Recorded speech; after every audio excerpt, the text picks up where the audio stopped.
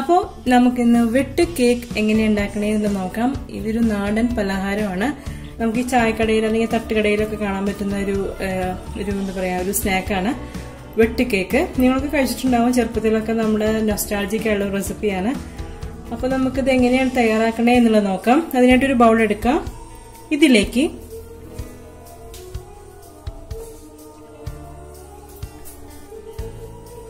ഇതിലേക്ക് ഒരു കപ്പ് മൈദ ചേർക്കാം. 1/4 ടീസ്പൂൺ ബേക്കിംഗ് സോഡയാണ് ഞാൻ ചേർക്കുന്നത്. നിങ്ങൾക്ക് ബേക്കിംഗ് സോഡയ്ക്ക് പകരം ബേക്കിംഗ് പൗഡർ ചേർക്കാം. ഞാനിവിടെ ബേക്കിംഗ് സോഡയെ ചേർക്കണേ. 1/4 ടീസ്പൂൺ ബേക്കിംഗ് സോഡ. പിന്നെ ഒരു നുള്ള് ഉപ്പ് ചേർക്കണം. ഒരു നുള്ള് ഉപ്പ് ചേർക്കാം. ഇനി ഇത് നന്നായിട്ടൊന്ന് മിക്സ് ചെയ്യാം. ഈ ബേക്കിംഗ് സോഡയും മൈദയും ഉപ്പൊന്ന് നന്നായിട്ട് മിക്സ് ചെയ്ത് കൊടുക്കുക. അപ്പൊ നമ്മുടെ ഡ്രൈ ഇൻഗ്രീഡിയൻസ് ഒക്കെ നമ്മൾ മിക്സ് ചെയ്ത് വെച്ചിട്ടുണ്ട്. അപ്പൊ ഞാനിത് മാറ്റി വെക്കുകയാണ്. ഇനി നമുക്ക് മിക്സിയുടെ ജാർ എടുത്തിട്ട് ഇതിലേക്ക് ഒരു മുട്ട പൊട്ടിച്ചൊഴിക്കാം. ഒരു മുട്ട പൊട്ടിച്ചൊഴിക്കാം.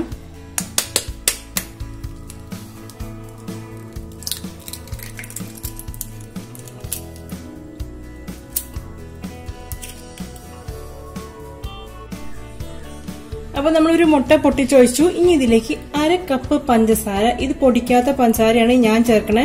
നിങ്ങൾക്ക് വേണമെങ്കിൽ പൊടിച്ച പഞ്ചസാര ചേർക്കാം. അതും ഒരു 1/2 കപ്പ് ചേർക്കാം, പൊടിച്ച പഞ്ചസാര ആണെങ്കിൽ. ഓക്കെ, അപ്പൊ ഞാനൊരു 1/2 കപ്പ് പഞ്ചസാര ചേർക്കാണ്. ഇത്തിരി വലിയ തരിയുള്ള പഞ്ചസാരയാണെങ്കിൽ പൊടിക്കുന്നതായിരിക്കും നല്ലത്. ഇതത്ര തരി ചെറുതാണ്, അതുകൊണ്ടാണ് ഞാൻ ഇങ്ങനെ ഇട്ടത്, അതായത് പൊടിക്കാതെ ഇട്ടത്. അപ്പൊ നമുക്ക് ഇനി ഇതിലേക്ക് ഇനി 1 ടീസ്പൂൺ വാനില എസൻസ് ചേർത്ത് കൊടുക്കാം. നിങ്ങൾക്ക് ഫ്ലേവർ നിങ്ങളുടെ താല്പര്യമാണ്. ഒന്നില്ലെങ്കിൽ നിങ്ങൾക്ക് വാനില എസൻസ് ചേർക്കാം, അല്ലെങ്കിൽ ഏലക്കപ്പൊടി ഇല്ലേ, ഏലക്കപ്പൊടി അല്ലെങ്കിൽ ഏലക്ക, ഏതാണ് നിങ്ങളുടെ താല്പര്യം വെച്ചാൽ നിങ്ങൾക്ക് ചേർത്ത് കൊടുക്കാം. ഓക്കെ, എനിക്ക് വാനിലയുടെ ഫ്ലേവറാണ് കൂടുതൽ ഇഷ്ടം, അതുകൊണ്ടാണ് ഞാൻ വാനില ചേർക്കുന്നത്. അപ്പൊ ഞാൻ 1 ടീസ്പൂൺ വാനില എസൻസ് ചേർക്കാണ്. അപ്പൊ നമുക്ക് 1 ടീസ്പൂൺ വാനില എസൻസ് ചേർക്കാം. 1 ടീസ്പൂൺ വാനില എസൻസും ചേർത്തിട്ട് ഇനി ഇത് നന്നായിട്ട് ബീറ്റ് ചെയ്തെടുക്കുക. ഓക്കെ, നന്നായിട്ട് ബീറ്റ് ചെയ്തെടുക്കുക. അപ്പൊ ഞാനിത് ബീറ്റ് ചെയ്തിട്ട് കൊണ്ടുവരാം. അപ്പൊ നമ്മൾ ഇതിൽ പഞ്ചസാര, മുട്ട, അതുപോലെ തന്നെ വാനില എസൻസും ആണ് ചേർത്തത്. ഇനി നമുക്ക് നന്നായിട്ട് ബീറ്റ് ചെയ്തിട്ട് കൊണ്ടുവരാം. അപ്പൊ ഇതാ നമ്മള് മുട്ടയും പഞ്ചസാരയും വാനില എസൻസും ചേർത്ത് നന്നായിട്ട് ബീറ്റ് ചെയ്തെടുത്തിട്ടുണ്ട്. നമുക്ക് ഇനി ഇത് മൈദയുടെ ഈ പൊടിയിലേക്ക് ഇട്ട് കൊടുക്കാം. ഇതിലേക്ക് ചേർത്ത് കൊടുക്കാം.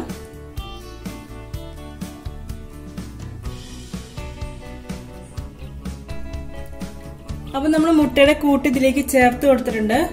പിന്നെ ഒരു കാര്യം ഞാൻ ചേർക്കാൻ മറന്നു, അതായത് കളർ. നിങ്ങൾക്ക് കളർ വേണമെന്നുണ്ടെങ്കിൽ, നല്ലൊരു യെല്ലോ കളറായിട്ട് കിട്ടണം എന്നുണ്ടെങ്കിൽ ഇതില് ഞങ്ങൾക്ക് കളർ ചേർക്കാം. അപ്പൊ ഞാൻ ഇവിടെ ഒരു മഞ്ഞൾപ്പൊടിയാണ് ചേർക്കുന്നത്. നുള്ളു മഞ്ഞൾപ്പൊടി, ഒരു നുള്ളു മഞ്ഞൾപ്പൊടിയാണ് ചേർക്കണേ. അത് മഞ്ഞൾപ്പൊടിയുടെ ആ ഒരു ടേസ്റ്റ് ഒന്നും വരില്ല, ഒരു കളർ കിട്ടും, അത്രേ ഉള്ളൂ. ഇത് നമ്മൾ നന്നായിട്ട് ചപ്പാത്തിക്കൊക്കെ കുഴച്ചെടുക്കുന്ന പോലെ കുഴച്ചെടുക്കാം. അപ്പൊ ഞാനിത് കുഴച്ചെടുക്കാൻ പോവാണ്.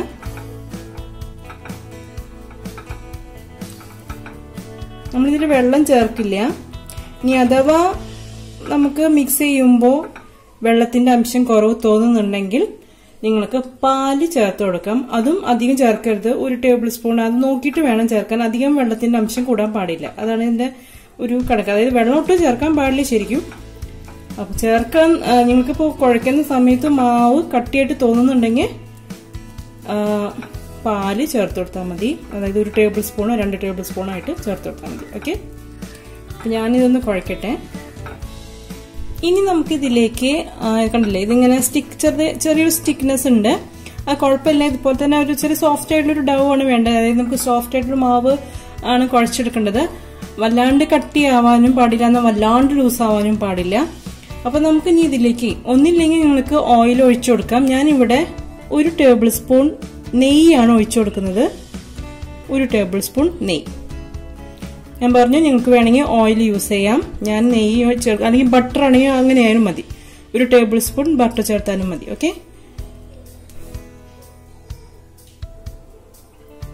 അപ്പോൾ നെയ്യും ചേർത്തിട്ട് നന്നായിട്ടൊന്ന് കുഴച്ചെടുക്കാം. അപ്പോൾ ഇതാ നമ്മുടെ വെട്ട് കേക്കിനുള്ള മാവ് റെഡി ആയിട്ടുണ്ട്. കണ്ടില്ലേ, ഇതാണ് നമ്മുടെ വെട്ട് കേക്കിനുള്ള മാവ്. അപ്പം അത് റെഡി ആയിട്ടുണ്ട്.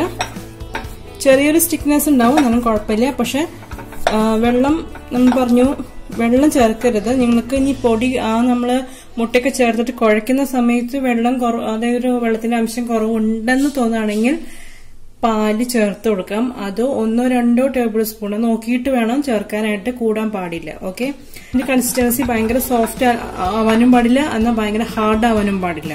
ആ ഒരു കൺസിസ്റ്റൻസി ആയിരിക്കണം. എന്താ ഓക്കെ, നമുക്കിത് 1 മണിക്കൂറൊന്ന് മാറ്റി വെക്കാം. അതിനുശേഷം അറ്റ്ലീസ്റ്റ് ഒരു ഹാഫ് ആൻ അവർ എങ്കിലും, ഓക്കെ, ഒരു മിനിമം അരമണിക്കൂറെങ്കിലും മാറ്റി വെക്കണം. അതിനുശേഷം നമുക്ക് റെഡിയാക്കാം. അപ്പൊ നമുക്കിത് 1 മണിക്കൂറൊന്ന് മാറ്റി വെക്കാം.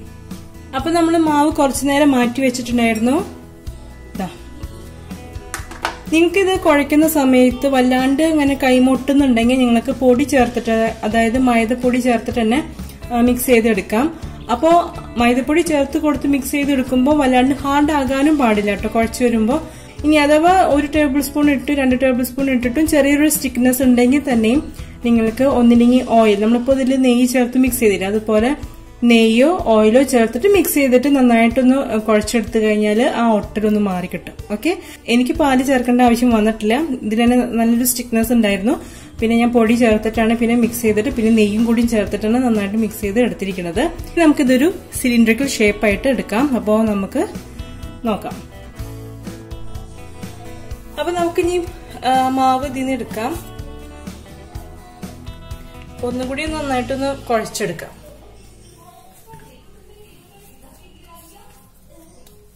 ഇപ്പൊ ഇത് തീരെ ഒട്ടുന്നില്ല, കണ്ടില്ലേ?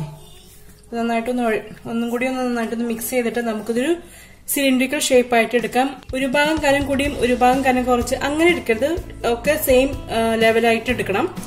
അപ്പൊ നമുക്കിതൊന്ന് മിക്സ് ചെയ്യാം നന്നായിട്ട്. അപ്പൊ ഇതാ ഇനി നമുക്കിതൊരു സിലിണ്ടറിക്കൽ ഷേപ്പായിട്ട് പതുക്കെ നമുക്കിതൊരു സിലിണ്ടറിക്കൽ ഷേപ്പാക്കി ഇങ്ങനെ ഉരുട്ടിക്കൊണ്ടുവരാം. അപ്പൊ ഈവൺ ആവണം, ഒരേപോലെ ആയിരിക്കണം. ചെറിയൊരു തിക്നെസ്, അതായത് പിന്നെ ഇത് കട്ട് ചെയ്യുന്നത് നിങ്ങളുടെ ഇതനുസരിച്ച്, ചെറുത് വേണോ വലുത് വേണോ എന്നുള്ളത് നിങ്ങളുടെ താല്പര്യമാണ്. ചെറിയ രീതിയിൽ കട്ട് ചെയ്യണോ വലിയ രീതിയിൽ കട്ട് ചെയ്യണോ എന്നുള്ളത് നിങ്ങളുടെ താല്പര്യമാണ്. അപ്പൊ നമുക്ക് എന്തായാലും ഇതൊന്ന് സിലിണ്ടറിക്കൽ ഷേപ്പാക്കി നമുക്ക് കൊണ്ടുവരാം.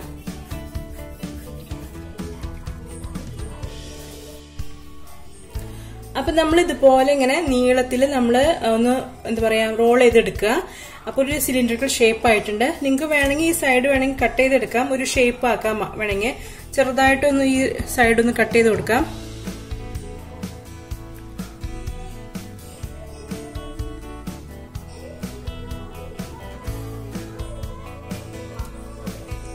ഇതുപോലെ വേണമെങ്കിൽ ചെറുതായിട്ട് 2 സൈഡൊന്നും ഒരു ഷേപ്പ് കിട്ടാൻ വേണ്ടിയിട്ട് ഒന്ന് കട്ട് ചെയ്ത് കൊടുക്കാം.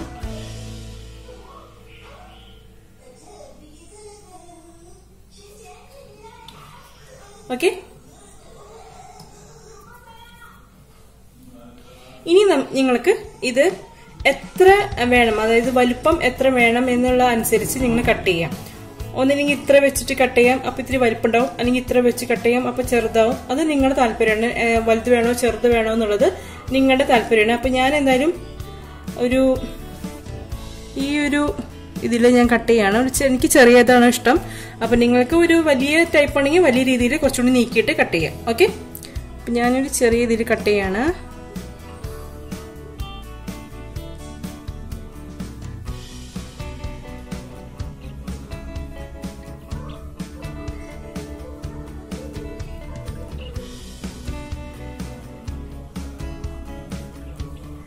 കണ്ടില്ലേ, ഇതുപോലെ കട്ട് ചെയ്തെടുക്കാം. അപ്പോൾ ഇതിന്റെ വലിപ്പം, അതായത് ഇത്ര നിങ്ങൾക്ക് വേണ്ട, നിങ്ങൾക്ക് ഇത് ചെറുതാണ് തോന്നുന്നുണ്ടെങ്കിൽ കുറച്ചും കൂടി വലിപ്പം വേണമെന്നുണ്ടെങ്കിൽ കുറച്ചുകൂടി നീക്കി കട്ട് ചെയ്യാം. ഓക്കെ, അപ്പൊ അതാണ് പറയണം. അപ്പൊ ഞാൻ ഇതൊക്കെ ഒന്ന് കട്ട് ചെയ്തിട്ട് കൊണ്ടുവരാം. ഞാൻ ഇത്രയും കട്ട് ചെയ്തിട്ട് നമുക്ക് 9 പീസ് കിട്ടിയിട്ടുണ്ട്. ഇനി നമ്മൾ ഇതിൽ നിന്ന് പതുക്കെ നമ്മള് ഇങ്ങനെ എടുക്കുക.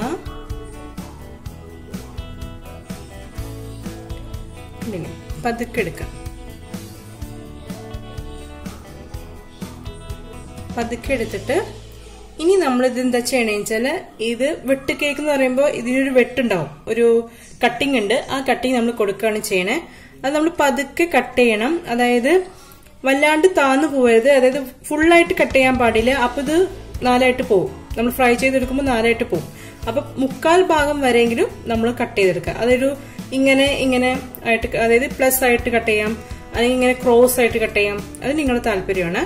അപ്പൊ ഞാനിവിടെ സിമ്പിൾ മെത്തേഡ് ചെയ്യണേ. നമ്മൾ എന്താ പറയാ പ്ലസ് ടൈപ്പാണ് ചെയ്യണേ. ഇതുപോലെ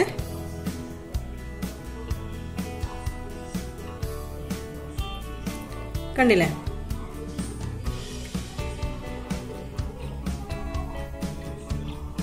കണ്ടോ? ഇതുപോലെ നമ്മൾ കട്ട് ചെയ്തെടുക്കാം. ഇത് സിമ്പിൾ ആയിട്ടുള്ള രീതിയാണ്. നിങ്ങൾക്ക് വേണമെങ്കിൽ ക്രോസ് ആയില്ല, അതായത് ഇങ്ങനെ ക്രോസ് ആയിട്ടും വേണമെങ്കിലും കട്ട് ചെയ്യാം. അതാണ് ഞാൻ പറഞ്ഞത്. അപ്പൊ ഞാൻ ഇതൊക്കെ ഒന്ന് ഷേപ്പ് ആക്കിയിട്ട് കൊണ്ടുവരാം. ഒരെണ്ണം ഞാൻ നിങ്ങൾക്ക് ക്രോസ് ആയിട്ടുള്ള രീതിയിൽ കാണിച്ചു തരാം. ഇതുപോലെ ഇങ്ങനെ ക്രോസ് ചെയ്യും.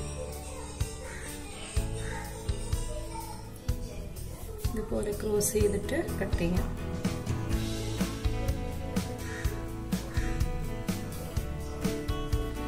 ഇതുപോലെ ക്രോസ് ചെയ്തിട്ട് കട്ട് ചെയ്തെടുക്കാം.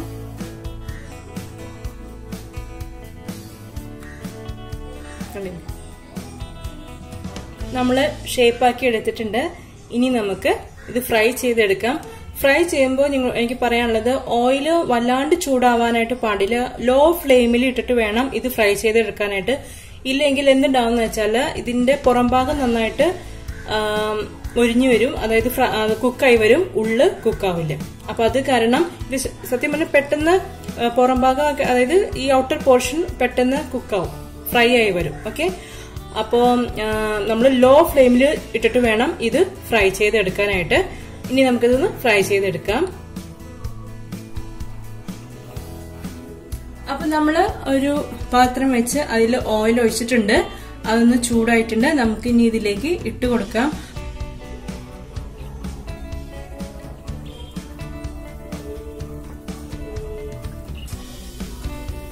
അപ്പൊ എണ്ണയിൽ മുങ്ങി കിടക്കണം, അതാണ് അതിന്റെ ഒരു ഇത്. അപ്പൊ ഓയിൽ നന്നായിട്ട് ഒഴിച്ചു കൊടുക്കേണ്ടി വരും. എണ്ണയിൽ മുങ്ങി കിടന്നിട്ട് വേണം ഇതൊന്ന് ഫ്രൈ ചെയ്തെടുക്കാനായിട്ട്. അപ്പൊ നമുക്കിത് ആവുന്നത് വരെ ഒന്ന് വെയിറ്റ് ചെയ്യാം. അപ്പൊ നമുക്ക് ഇങ്ങനെ ഒരു സൈഡിലൊക്കെ ഇങ്ങനെ ബ്രൗൺ കളർ ആയി കഴിഞ്ഞാൽ നമുക്കൊന്ന് മറിച്ചിട്ട് കൊടുക്കാം.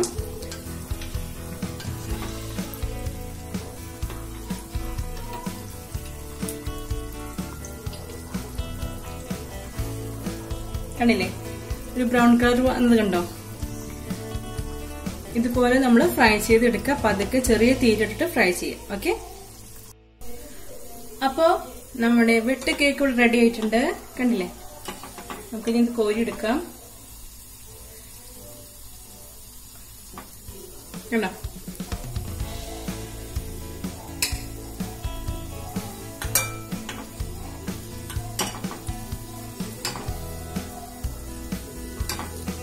ഇതിപ്പോ നല്ല സോഫ്റ്റ് ആയിരിക്കും. കുറച്ച് കഴിഞ്ഞാൽ ഈ ഔട്ടർ പോർഷൻ നല്ല ക്രിസ്പി ആവും. അതുപോലെ തന്നെ ഉള്ളു നല്ല സോഫ്റ്റ് ആയിരിക്കും.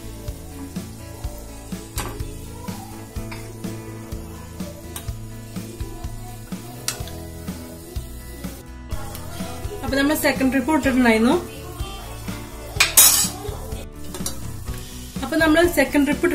അതുമായിട്ടുണ്ട്. നമുക്ക് എടുക്കാം. അപ്പൊ ഇതുപോലെ നിങ്ങള് ഫ്രൈ ചെയ്തെടുക്കാം. അപ്പൊ ഈ ഓയിലിന്റെ എന്താ പറയാ ചൂട് ശ്രദ്ധിക്കണം, അധികം കൂടാൻ പാടില്ല. കണ്ടില്ലേ? ഇനി ഇത് തണുക്കുമ്പോൾ ഇതിന്റെ ഔട്ടർ പോർഷൻ നല്ല ക്രിസ്പി ആയിരിക്കും, ഉള്ളു നല്ല സോഫ്റ്റ് ആയിരിക്കും. അപ്പൊ ഇതാ നമ്മുടെ വെട്ട് കേക്ക് ഇവിടെ റെഡി ആയിട്ടുണ്ട്. കണ്ടില്ലേ? കടയിൽ കിട്ടുന്ന അതേപോലെ തന്നെയുണ്ട്. കണ്ടോ? അപ്പൊ എല്ലാരും ഒന്ന് ട്രൈ ചെയ്ത് നോക്കാം. നല്ല ടേസ്റ്റി ആയിട്ടുള്ള ഒരു വെട്ട് കേക്കിന്റെ റെസിപ്പിയാണ് ഞങ്ങൾക്ക് തന്നിരിക്കുന്നത്. ഇതിൽ നിങ്ങൾക്ക് വേണമെങ്കിൽ റവ ചേർക്കാം, പക്ഷെ ഞാൻ റവ ചേർത്തിട്ടില്ല. അപ്പോൾ ഇത് ഇത്തിരി കൂടി സോഫ്റ്റ് ആയിരിക്കും. ഞാൻ കാണിച്ചു തരാം കേട്ടോ. അപ്പൊ നോക്കാം. കണ്ടോ? ഇതിന്റെ ഉള്ളൊക്കെ നല്ല രസമായിട്ട് വന്നിട്ടുണ്ട്. ഇതിന്റെ ഉള്ളിൽ നല്ല സോഫ്റ്റ് ആണ്, പുറം ഭാഗം നല്ല ക്രിസ്പായിരിക്കും. കണ്ടില്ലേ? അപ്പൊ നല്ലൊരു ടേസ്റ്റി ആയിട്ടുള്ള ഒരു വെട്ട് കേക്കിന്റെ റെസിപ്പിയാണ് തന്നിരിക്കുന്നത്. അപ്പൊ എല്ലാരും ഇത് ട്രൈ ചെയ്യാം. നല്ല ടേസ്റ്റി ആയിട്ടുള്ള ഒരു നാടൻ പലഹാരമാണ് വെട്ടി കേക്ക്. അപ്പൊ എല്ലാരും ട്രൈ ചെയ്തിട്ട് എനിക്ക് എന്റെ ഫീഡ്ബാക്സ് എന്തായാലും എഴുതി അറിയിക്കാം. അപ്പൊ എനിക്ക് റെസിപ്പി ഇഷ്ടമായിട്ടുണ്ടാവും ഞാൻ കരുതാണ്. ഇഷ്ടമായിട്ടുണ്ടെങ്കിൽ ലൈക്ക് ചെയ്യാനും ഷെയർ ചെയ്യാനും അതുപോലെ തന്നെ സബ്സ്ക്രൈബ് ചെയ്യാനായിട്ടും മറക്കരുത്. അതുപോലെ തൊട്ടടുത്തുള്ള ബെല്ലൈക്കൺ കൂടി ക്ലിക്ക് ചെയ്യാനായിട്ടും മറക്കരുത്. അപ്പൊ നമുക്ക് ഇനിയും നല്ല നല്ല റെസിപ്പീസ് ആയിട്ടും നല്ല നല്ല വീഡിയോസ് ആയിട്ട് നമുക്ക് വീണ്ടും കാണാം. അതുവരെ നിങ്ങൾക്ക് എല്ലാവർക്കും നന്ദി, നമസ്കാരം, ബൈ.